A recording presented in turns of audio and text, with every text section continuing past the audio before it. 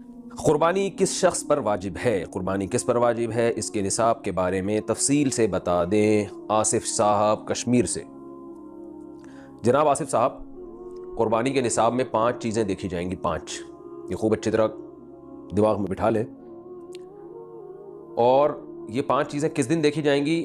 बकरा ईद की सुबह सादिक यानी 10 जिलहिज्जा की सुबह सादिक से लेकर 11-12 जिलहिज्जा के गुरूब आफ्ताब, यानी ये जो 3 दिन है ना कुर्बानी के, 10, 11, 12, इन 3 दिनों में कोई शख्स साहिब निसाब हो तो उस पर कुर्बानी वाजिब है। साहिब निसाब का मतलब क्या है? यहां पर कुर्बानी पर खूब समझ लें। सोना हो किसी के पास, या चांदी हो, या माल तिजारत हो। तिजारती माल का मतलब वो चीज़ जो बेचने की नीयत से खरीदी है। कोई प्रॉपर्टी है, बेचने के लिए खरीदी। दुकानदार का जो जितना सामान दुकान में पड़ा होता है सब बेचने के लिए खरीदा होता है। कोई कपड़ा आपने खरीदा था, खरीदते हुए बेचने की नीयत थी, तो ये तिजारती माल कहलाता है। चौथी चीज़ है नकद रकम, कैश, यानी जो भी आपके पास बैंक में या जेब में जो कैश अमाउंट पड़ा होता है। ये 4 चीज़ें हो गई। 5वीं चीज़ है ज़रूरत से ज़ायद सामान। ज़रूरत से ज़ायद सामान में बहुत तफसील है। आसान इसकी एक जो हम अगर ज़ब्त कर सकते हैं तो वो चीज़ जो पूरे साल भी इस्तेमाल ना होती हो। घरेलू चीज़ों में वो चीज़ें जो पूरे साल भी इस्तेमाल ना होती हो, जैसे कपड़े कोई या बर्तन है, डिनर सेट है, पूरे साल इस्तेमाल नहीं आता। इसी तरह कोई प्रॉपर्टी पड़ी हुई है जो ना किराए पर दी है आपने और ना आप उसमें रहते हैं, वो प्रॉपर्टी भी ज़रूर से ज़ायद में दाखिल है। तो ये जो 5 चीज़ें हैं, किसी के पास ये 5 चीज़ें, इनकी जो वैल्यू लगाई जाएगी तो इन 5 चीज़ों का मजमुआ अगर 52.5 तोला चांदी के बराबर है। 52.5 तोला चांदी आजकल 65-70 हज़ार के लगभग है, नेट पे सर्च कर लीजिएगा।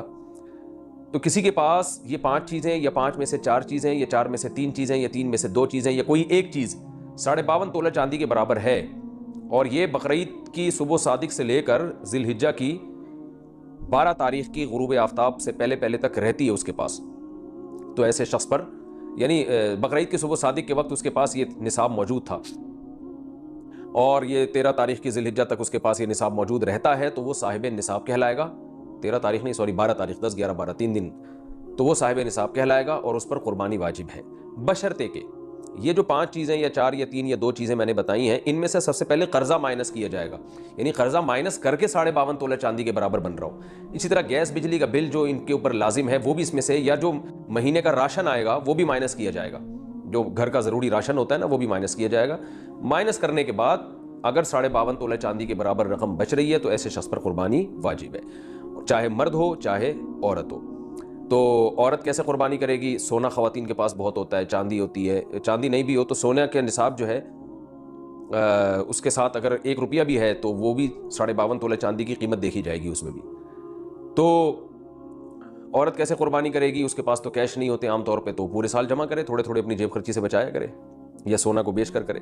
अलबत्ता किसी के पास सिर्फ सोना ही है और यानी बाकी 4 चीज़ों में से कुछ भी नहीं, 1 रुपया भी नहीं है, तो फिर 7.5 तोला सोना जब तक नहीं होगा कुर्बानी वाजिब नहीं होगी। यानी सोने के साथ अगर चांदी है या पैसे हैं या तिजारती माल या ज़रूर से ज़्यादा सामान है, फिर सोने की वैल्यू देखी जाएगी, सोने को नहीं देखा जाएगा।